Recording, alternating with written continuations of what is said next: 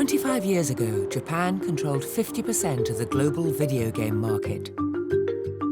In the late 80s and 90s, video games was Japan. It was Nintendo and it was Sega. In the 2000s, that started to change. Today, its share is under 10%. Game development got kind of rigid, and that's where Japan kind of got caught in this trap. What is the cause of this decline? And what is Japan's future in this now $135 billion industry? まあそうですね。僕にとってみると新しいテクノロジーでどんどんなんか境界を押し上げていくというか、新しいチャレンジをし続ける。日本の独特なクリエイティブっていうのはあるような気がします。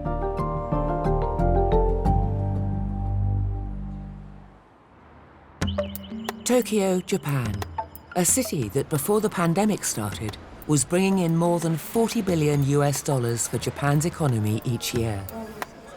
For many of the travelers that were coming to Tokyo, it has been the soft power that Japan started exporting to the world decades earlier that ultimately led them on a path to this Mecca. And one of the biggest of these cultural exports over the decades? Video games. The history of video games and consoles goes back over 5 decades and roughly played out something like this. Uh-oh. This is Pong, released by American company Atari in 1972, back when arcade games were very much an American sensation.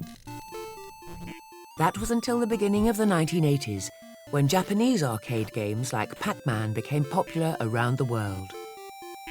Video games lived mostly in the arcades back in this era, until Japanese company Nintendo released their home console, the Famicom, in 1983, and changed video gaming forever. From the middle of the 1980s until the middle of the 1990s, most people around the world were playing games made by Nintendo, like Mario and Zelda, or they were playing games by another Japanese company called Sega, who had a hedgehog called Sonic as their mascot. In 1995, Sony threw their hat in the ring with the PlayStation, and together these Japanese consoles ruled living rooms around the world.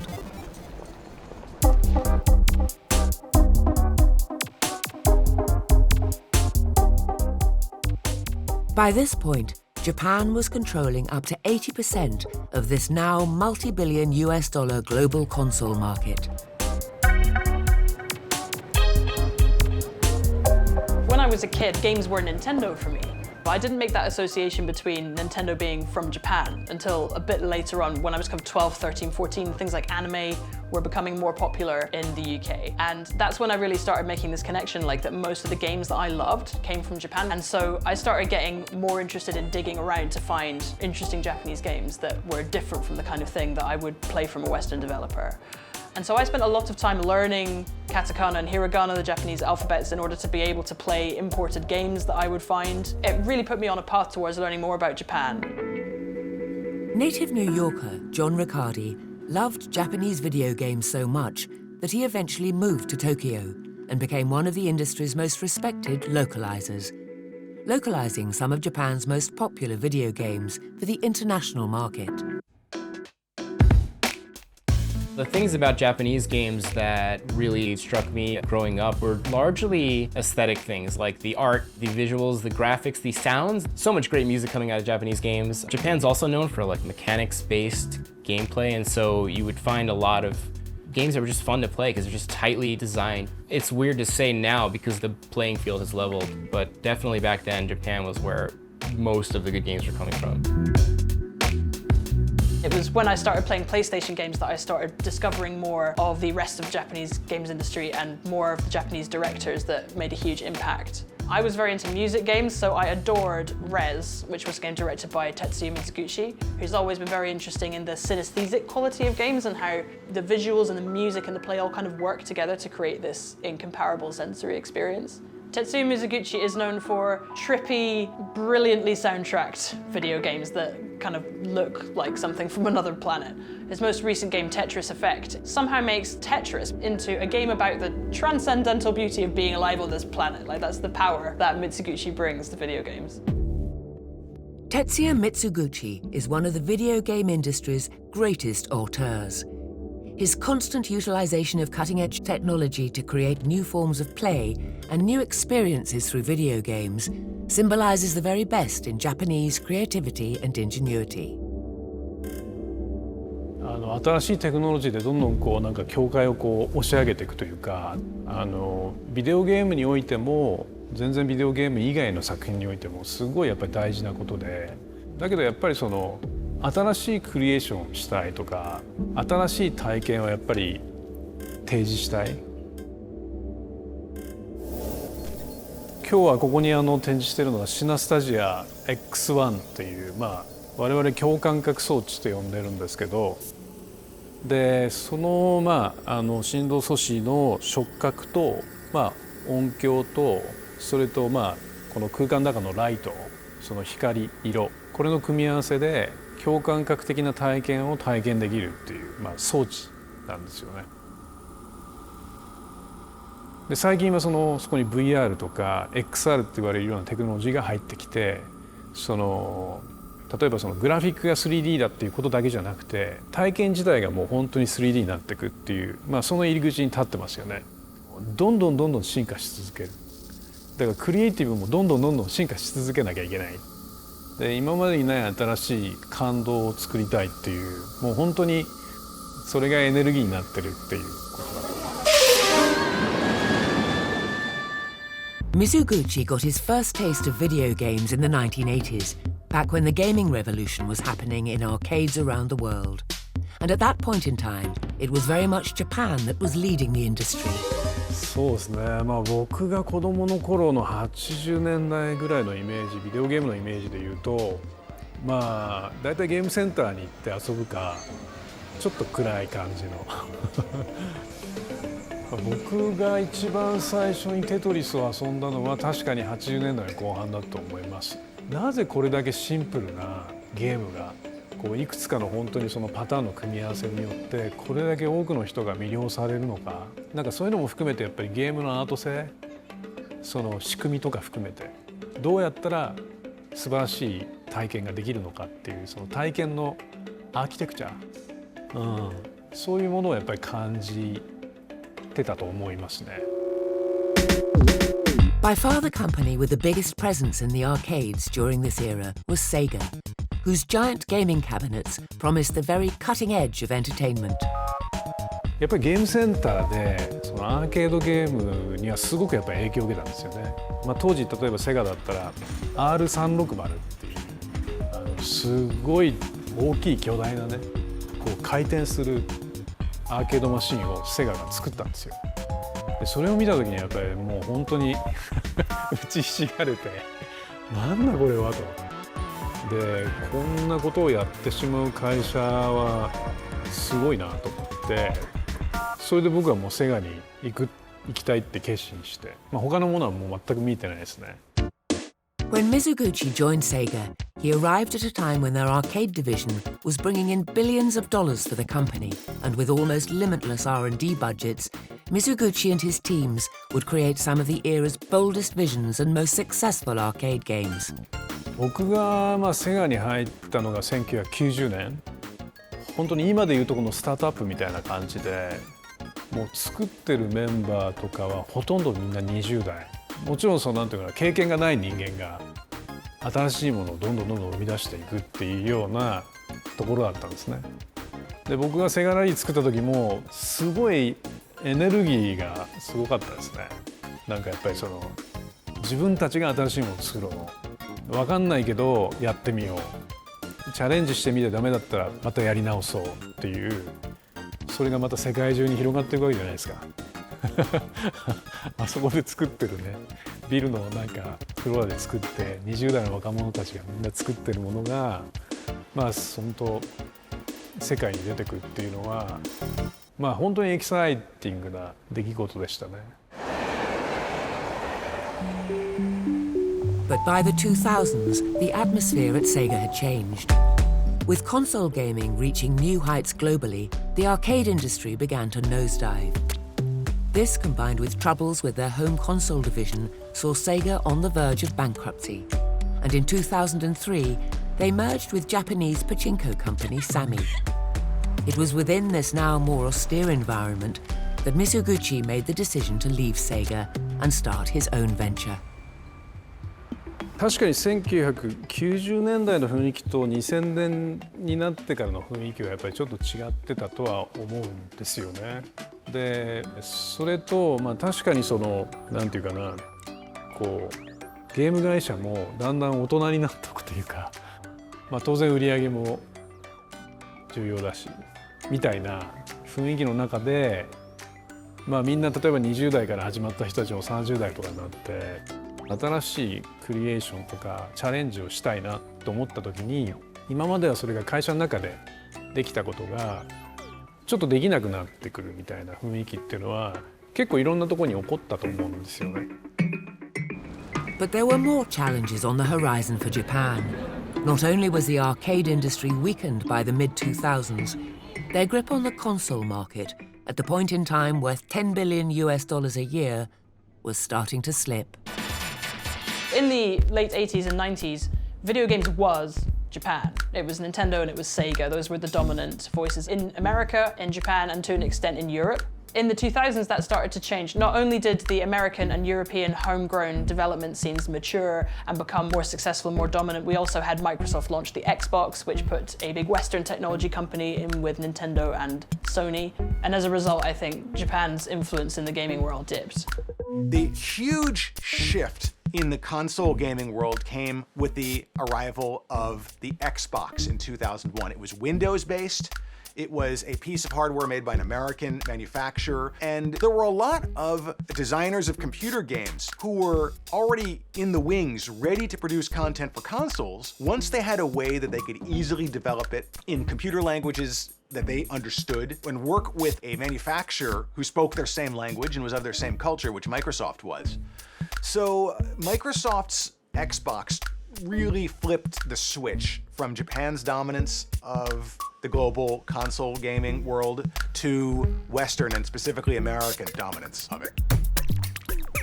そう、日本で育った私にとっては基本的にはゲームっていうのは日本のものだと思ってました。海外のゲームがあるってことは当時の日本人もあんまり意識してなかったですし、やはりそれが、はっきり分かるのは、Xbox が登場して以降の話。当時は日本人のゲームの好みと海外のゲームの好みって違うんじゃないかと思ってたところもあったんですが、やはりその日本のゲームも、海外で売り上げが下がっていて、なかなか思うようにグローバルに進出できない時代がありましたし、海外のゲームが日本人にもすごくポピュラーになってきました。PS2 to PS3 era was the biggest shift, where I think budgets in games just started to get much bigger. Like the cost that it required to make a game shot up and it became less flexible. Game development got kind of rigid. And that's where Japan kind of got caught in this trap, because whereas in the West, you kind of had the emergence of game engines and just whatever we can do to make the process of making games easier was a big focus in the West, and it wasn't happening in Japan. Developers were doing everything they could to streamline the boring process, the tech process, so they could focus on the creativity. Japan got caught, with their pants down, basically. By the end of the 2000s, games like Call of Duty, Quake, and Halo had become the standard for AAA gaming, the term used in the industry for these now big-budget blockbuster titles. Young gamers from America, Europe, and beyond had moved away from the fantasy of Japanese games and towards a more gritty, hyper-realistic gaming experience. There was a time when first-person shooters became the most popular genre in the world. That's a genre that Japan just didn't do. And it felt a bit to me like Japan was sticking to what it knew, to its detriment, as Western developers started really moving in with open world games, first-person shooters, and other kinds of games that then became very, very powerful. その時はやはりみんなどうしたら日本のゲームを世界でもまたヒットさせることができるのかって悩んでたとは思います。危機感は徐々に高まっていったんですね。Around the end of, close to 2010, I would say, there was sort of this panic that happened in Japan.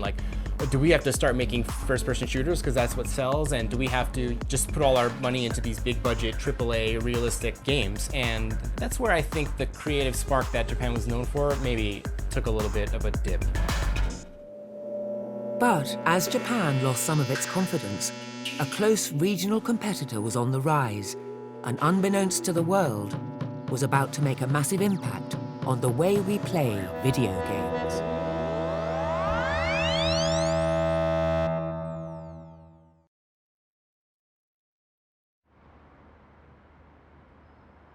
Today, the global video game industry is dominated not just by consoles, but new ways of playing games. And that shift began over 2 decades ago, not in Japan, but just 200 kilometers across the ocean. There was a technological change that happened in the late 2000s, which of course was broadband. It was video games becoming more online. Online play, playing with your friends, all of that became the norm for video games at this point. A lot of Japanese developers couldn't really keep up with that shift of video games moving online and becoming a kind of independently existing service. There wasn't that culture of online gaming in Japan in the same way as there was elsewhere. Whilst Japan dominated the international market in the 80s and 90s with its all-conquering consoles, historical animosities between the two nations meant that for Korean game players, a different route was necessary. And that route would eventually lead to a global explosion of Korean gaming culture. 일본으로부터 콘솔 수입이 금지되어 있었습니다. 한국은 과거에 일본의 어떤 식민지를 경험했던 나라이기 때문에 일본에 대한 감정, 즉 반일 감정이 대단히 강합니다. 따라서 80년대, 90년대 일본의 콘솔 수입, 즉 하드웨어하고 소프트웨어 수입을 전면 금지했습니다. 그러니까 젊은이들은 끊임없이 한국의 젊은이들은 그 당시에 80년대, 90년대 뭔가 게임과 유사한, 즉 디지털 게임과 유사한 형태의 컨텐츠를 찾았습니다. 그래서 텍스트 모드라고 그래서 이제 텍스트 모드라는 건 그래픽이 없는 게임, 즉 이제 텍스트로만 구성되는 게임인데요. 일본의 게임이 없는 상태에서 뭔가를 찾고자 하는 그런 노력의 일환으로 나타났었고요. 그리고 특히 텍스트 모드 게임이 나중에 한국의 온라인 게임으로 이어지게 됩니다. 그래서 그렇게 생각한다면 만약 일본의 콘솔이 한국의 시장을 지배했었다면 텍스트 모드라는 그 새로운 어떤 장르, 혁신적인 장르가 없었을 수도 있고 그러면 온라인 게임이 등장하지 못했을 수도 있는 어떤 아이러니한 그런 거꾸로 한국의 게임 산업 발전을 촉진했던 어떤 결과를 낳았다고 볼 수도 있는 거죠. Here in the UK, generally you play games at home on a console that you've bought. But in Asia, and especially in Korea, you would go to a PC bang or a gaming cafe where you would pay for your time and you would sit at a PC for however long you've paid for. So instead of owning the game and it being at home, you go to a cafe and you play a game for a certain number of hours. And that contributed to a very different gaming culture. PC bangs were partly born out of the Asian financial crisis, when workers laid off by big Korean companies were looking to start up small businesses that required relatively little capital. Thanks to the ubiquity of high-speed internet and the communal nature of PC bangs, multiplayer online RPGs such as World of Warcraft and battle arena games like League of Legends became the titles of choice for Korean players. Whilst the PC bang was a phenomenon that started in South Korea, this culture of communal online game playing spread throughout Asia and the world, and soon gave way to something much bigger. A multi-billion-dollar industry in its own right, eSports. The previously alien concept of watching other people play video games suddenly hit the global mainstream in a big way.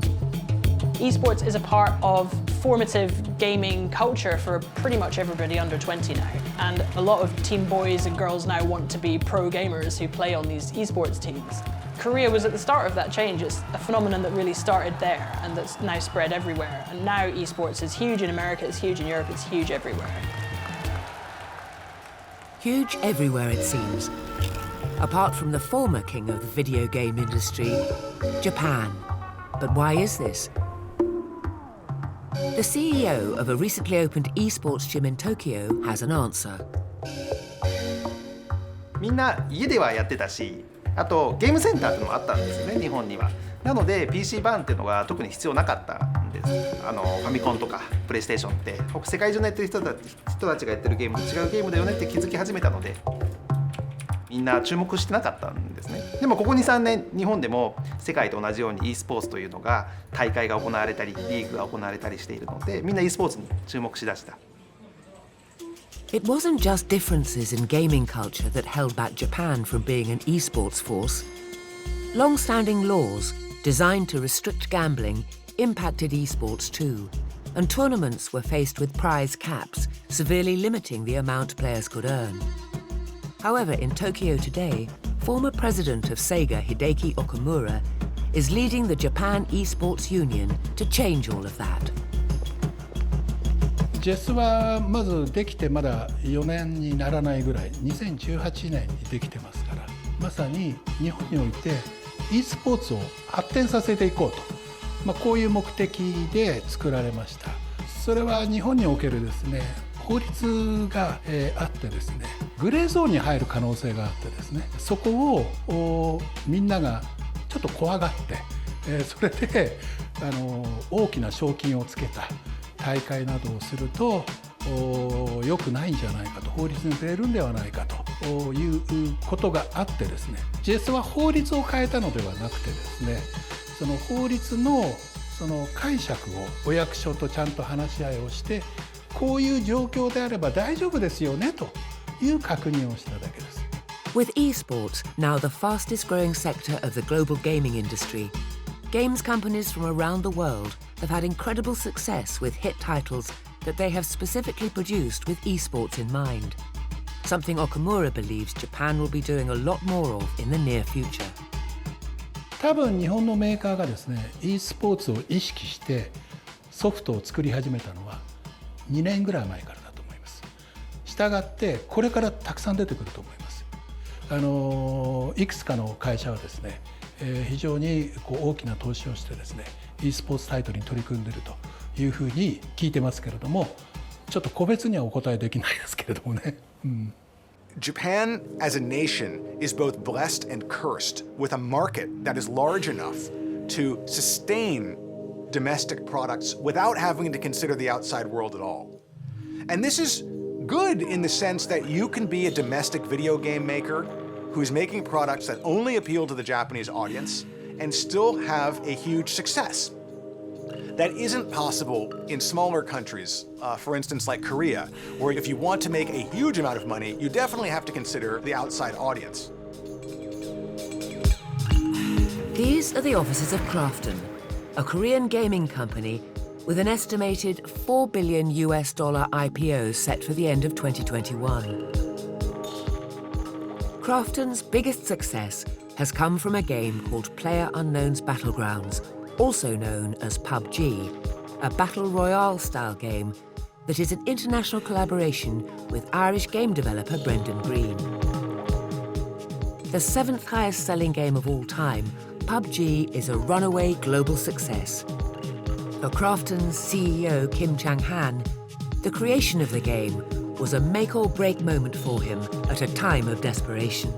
2009년에 진호게임즈를 공동 창업했었고 데빌전이라는 MMORPG를 만들고 프로듀싱하고 있었습니다. 그래서 5년 후에 이제 한국에서 런칭을 했는데 이 숫자가 그 결과 숫자를 보니까 회사의 규모를 감당하기 어려운 숫자라고 판단이 됐었어요. 그래서 이제 인원 감축을 했었어야만 됐는데 인간적으로 되게 좀 힘든 상황이 있었고 사실은 제가 마지막이라는 생각으로 이제 만들게 된 게임인데요. 뿌리로 가자면은 2000년대 초반에 일본 영화 배틀로얄을 봤을 때부터 어쨌든 언젠가는 이 게임을 한번 만들어야겠다는 생각을 하긴 했었어요. 이걸 개발을 시작하기로 결심한 2015년 말쯤에는 어떻게 보면 저희 마음 상태도 조금 절박한 상태였고 여기서 생존해야겠다 이런 것들이 연결되었을 수도 있고요. It was soon decided that PUBG should be developed with real-time feedback and data from fans, known in the industry as an early access style of development. 게임이 아닌 쪽에 테크 스타트업들의 성장, 스토리 이런 것들을 되게 많이 봤는데 거기는 서비스를 계속 업데이트하면서 성장하는 모델들이 있더라고요. 그래서 다 만들어지기 전에 일단 공개를 하고 고객들, 팬들로부터 지원금을 받는 식으로 미리 선판매를 하면서 게임을 완성해 갈 수도 있겠구나. 또 다른 한편으로는 그 과정에 계속 팬들의 의견을 참여시킴으로써 더 고객이 원하는 게임을 만들 수 있겠구나. 얼리액세스 개발이라는 걸 선택을 했습니다. The early access style of development has revolutionized the gaming industry. So why is it scarcely used in Japan? 예를 들어서 저는 이제 일본의 콘솔 개발자거나 이런 개발자들에게 한국의 온라인 게임에 대해서 제가 이제 렉처를 한 적이 있습니다. 강연을 한 적이 있는데 그들은 콘솔과 온라인 게임의 개발 방식이 다르다는 것에 대해 대단히 충격을 받았습니다. 그건 정말 콘솔은 어떤 거하고 똑같냐면 제작 방식이 어떤 필름 메이킹하고 똑같습니다. 그러니까 영화 제작하고 똑같습니다. 그래서 감독이 만들면 관객은 보는 거죠. 온라인 게임은 다릅니다. 온라인 게임이라는 것은 게이머들하고 함께 만들어가지고 게이머들의 의견을 반영해서 끊임없이 게임을 수정하는 거거든요. This highly collaborative, globalized style of game development and business management has reaped massive rewards for BRIGHTON and PUBG. 모바일 게임 같은 경우에는 이게 뭐 무료 다운로드다 보니까 중국을 제외하고 11억 다운로드가 발생이 됐거든요. 당연히 이 숫자가 굉장히 비현실적으로 느껴집니다. 지구의 인구가 한 70억이라고 한다면 초기에 이제 100만 장, 200만 장 팔릴 때마다 저희가 축하 파티를 했었는데 어느 순간 이거 너무 많이 해야겠더라고요. 그래서 그 다음부터 이제 뭐 축하 파티를 1000만 장 이런 단위로 하긴 했는데 그마저도 지금은 안 하고 있는 수준입니다. The story of Korea's rise and rise in video games is born out of its relatively small population and therefore a need to go global. But there's one Japanese neighbour that has no such concern, and the rapid expansion of its domestic consumer market has upended Japan's position as top dog in Asia's video game industry.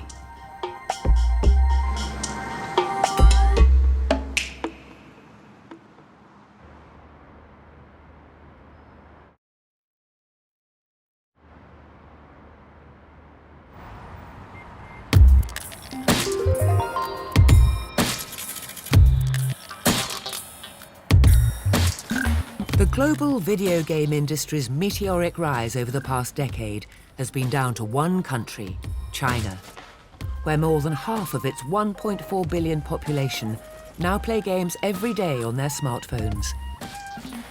China travelled its own very unique path to become the biggest video game market in the world. And much like Korea, it was government policy banning Japanese consoles that helped shape a powerful domestic industry. Back in the year 2000, the Chinese government banned consoles, and the ban ultimately lasted 14 years. Now, the reason for the ban was ostensibly to protect Chinese youth because there was worry among parents and teachers and the government itself that they would be sucked into these foreign games and that the games would be like digital heroin and that the gamers would never stop playing them. After the console ban was put into place, online gaming emerged seemingly out of nowhere. And online gaming allowed for a business model where the game was free to play, but you had to pay for the service to do anything inside the game. And these so-called free games wound up making a lot of money.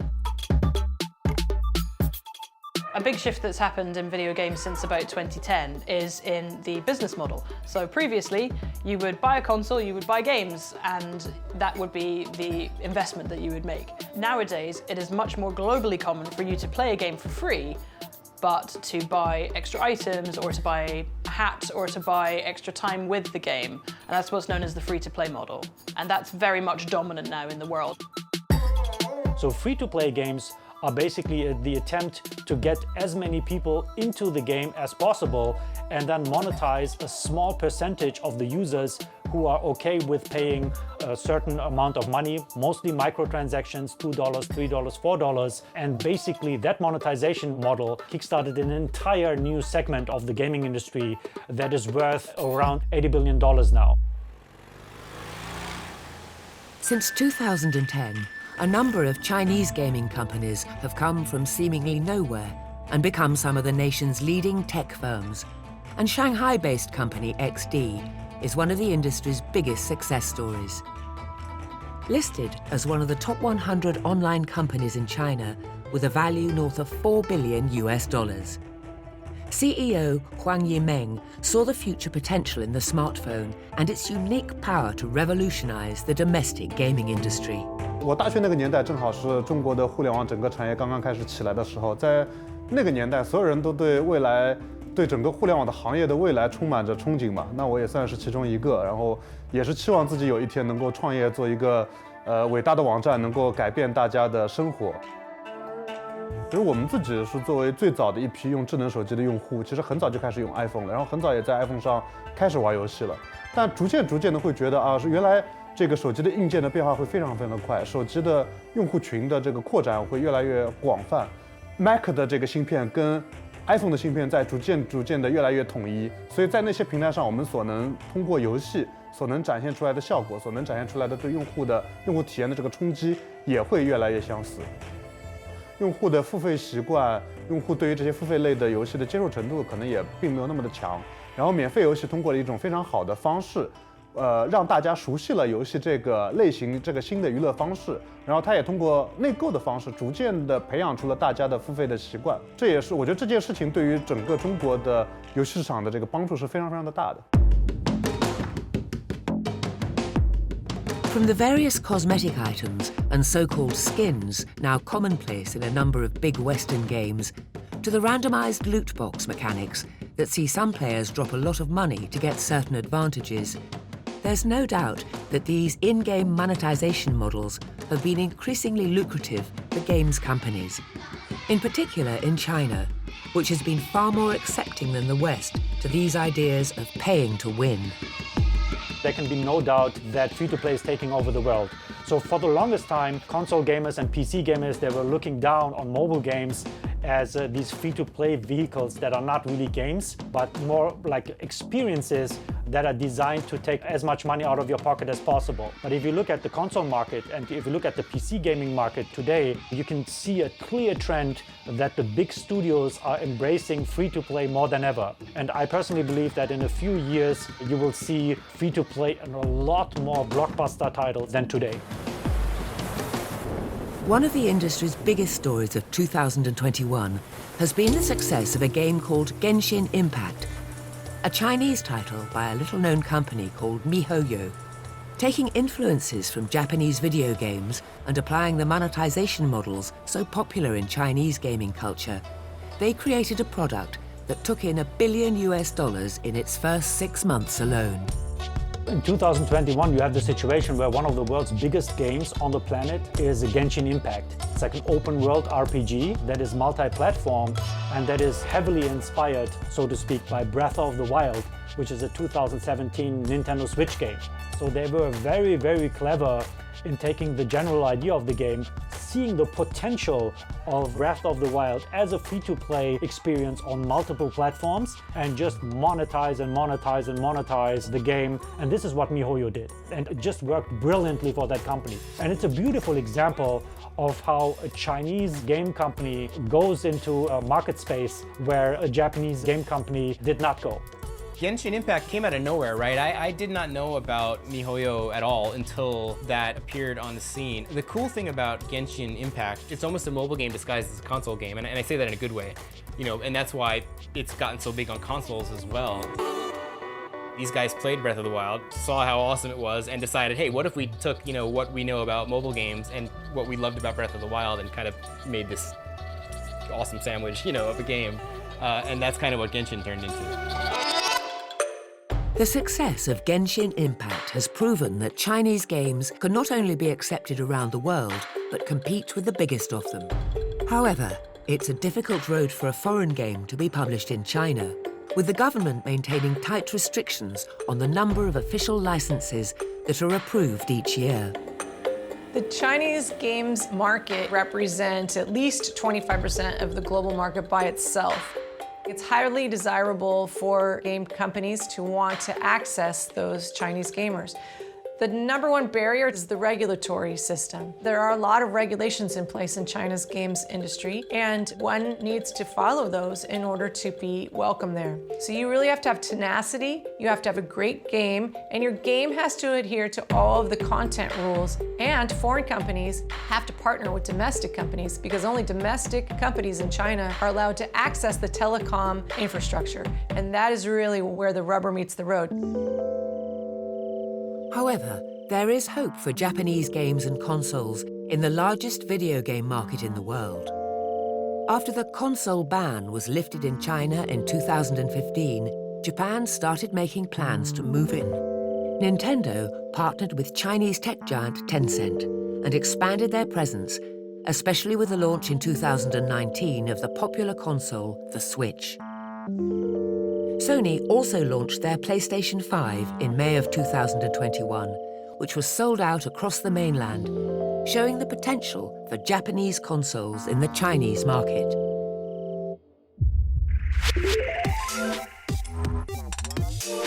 If you look at the Chinese gaming market, the market share of consoles is around 2%, 3%, depending on who you ask. So it's a very, very small slice of the overall gaming market, which is absolutely dominated by PC and mobile. So the hope by the big console makers, Nintendo, Sony, and Microsoft, is that over time, you can cultivate a certain audience to embrace consoles. The pre-sales of PS5 sold out in record time, and it was to much acclaim. The Chinese gamers are eager for PS5, and they were eager for Switch, and they're eager for Xbox. Not all Chinese gamers want to play consoles, but those who do are very excited about it.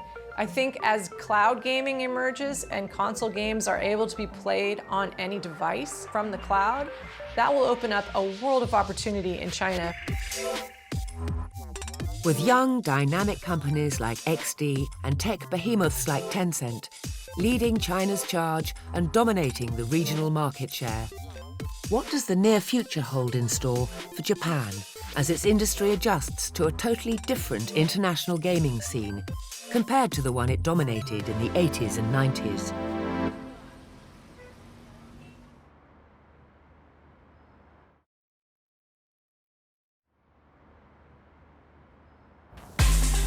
From the online gaming played in the PC rooms of South Korea to the mobile gaming revolution that has swept through China and the world, not forgetting the consoles still popular in Japan and in the West, the culture of playing video games is certainly big business now. In 2021, the global video game market is worth $135 billion in US dollars, which is triple what it was worth in 2010 and growing exponentially. It's one of the only entertainment mediums that is just growing and growing and growing year on year. And in terms of how many people play games, something like 95% of everybody under 30 plays games now. Games live everywhere. They live on your phone, they live in your living room, they live online. But we're looking at 2 billion plus people who play video games in the world now. Consoles remain a major part of this global gaming landscape, bringing in more than $45 billion US dollars in the past year. But where does Japan fit into this contemporary picture? A decade earlier, Japan was at a low point. The success of Microsoft's Xbox and the rise of game genres more popular in the West had left Japan second-guessing itself.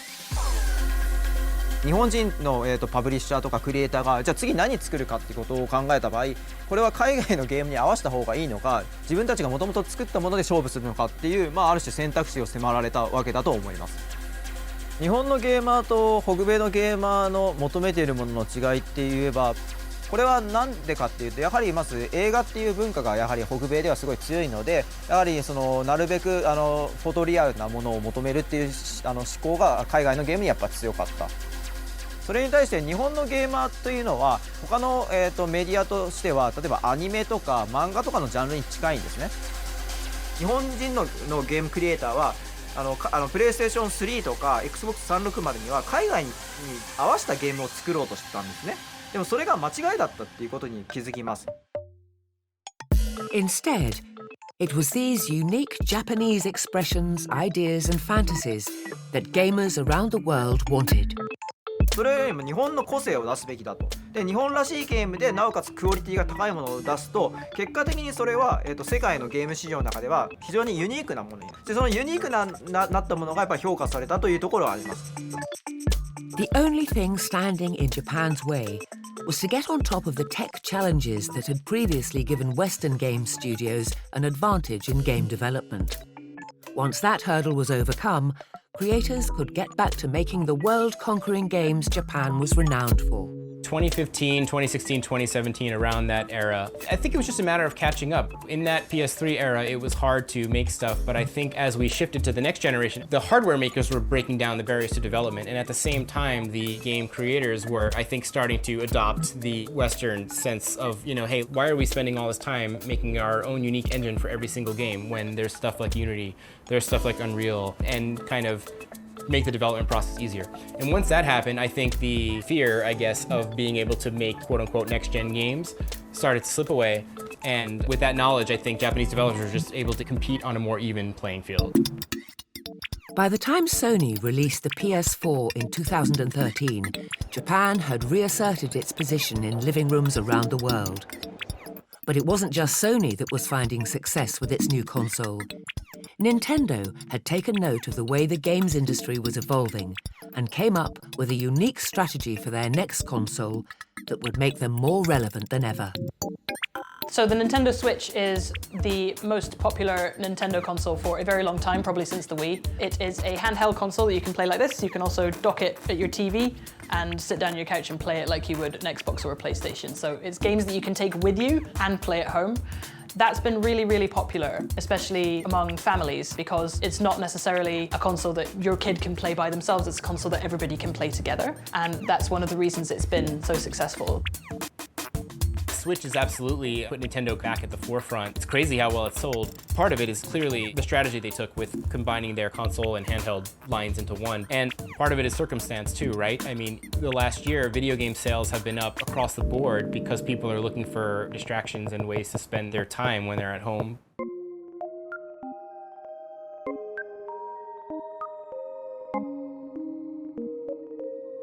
The games industry was in some ways really well positioned to benefit from the pandemic because everybody was stuck inside. Nobody had any safe way to socialize in person. Everybody was really bored. So there were tons of opportunities for people to play games at home or play games with their friends. I think we can safely say an awful lot of people have discovered video games in lockdown, and a lot of people have returned to video games in lockdown.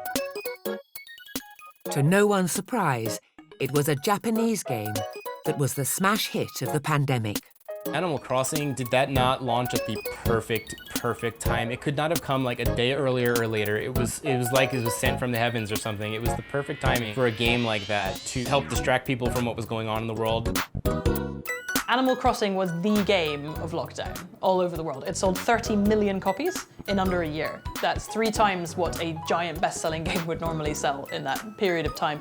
I think that Animal Crossing was the right game for that time because it is a very gentle, very soothing, very zen game where nothing bad ever happens, and crucially it also lets you hang out with your friends, so you can have friends around to your island and have a chat and hang out like we all couldn't in real life. I really think that Animal Crossing is going to be remembered as a real cultural artifact of lockdown. From the plethora of Japanese anime available to fans globally via giant streamers like Netflix, to the cute and colourful characters on Nintendo's Switch games, there has never been a greater demand for Japanese content. Japan's companies have taken note and are increasingly licensing out their intellectual properties to foreign gaming companies, in the process creating international gaming mega hits. What I think you're going to see in the future is a lot less made in Japan and more made everywhere else with Japanese sensibilities. The perfect example of this is Pokemon Go. It might well be that in the future, Japan's legacy is going to be as the secret sauce that makes all sorts of other technologies so much more palatable to consumers. Whether it's the incorporation of Japanese characters, or Japanese tropes, or Japanese sensibilities into them, it's just a fact. Japanese characters are hugely popular all over the world.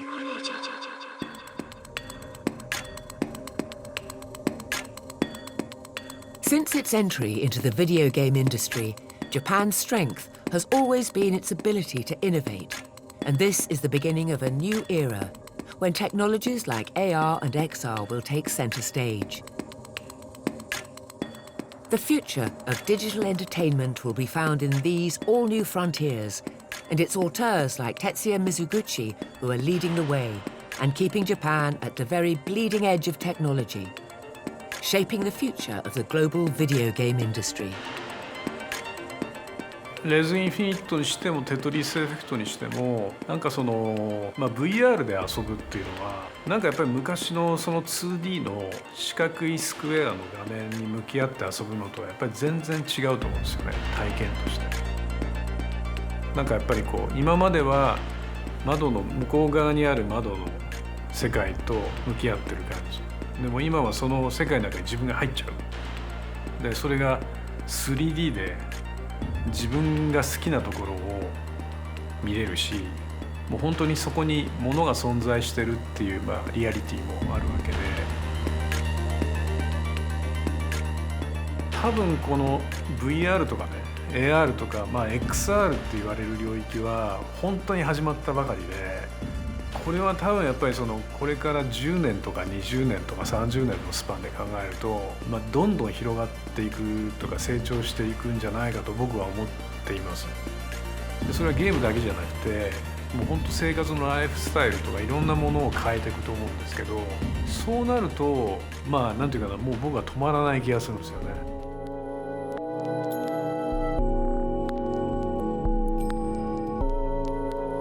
The video game industry has certainly come a long way since the 80s, when Japanese design, aesthetics and charm revolutionized the way the world played. And whilst Japan doesn't command the same position it once had decades earlier, perhaps it all boils down to how industry success should be defined in this modern era. でもどっちかっていうと、僕らが大事にしてるのはやっぱりクラフトマンシップとかクリエイティビティとかテクノロジーとか、なんかそこがやっぱりすごく大事ですね。すごい大きいマーケットを取りに行くとかって感覚はあんまり僕らの中にはなくて、自分たちが信じてるいいと思うものをやっていって、そのマーケットが大きくなったら結果的にいいじゃないっていうぐらいの考え方ですね。もちろん昔ある時代は日本がすごくパワフルで、今はなんていうかな、その日本のそのパワフルさが下がったっていうふうな考え方とか、そういうふうに言う人もいるけれども、あんまりそうは僕は考えていなくて、結局なんていうかな、世界的にいろんな人たちがやっぱり登場して、なんか産業自体の規模がどんどん大きくなったっていうだけの話だと思うんですよね。だから日本の規模はそれなりにそんなに変わってないような気がするし、でも全体の分母がすごい大きくなったっていう、なんかそんな感じがするんですよね。日本の独特なクリエイティブっていうのはあるような気がします。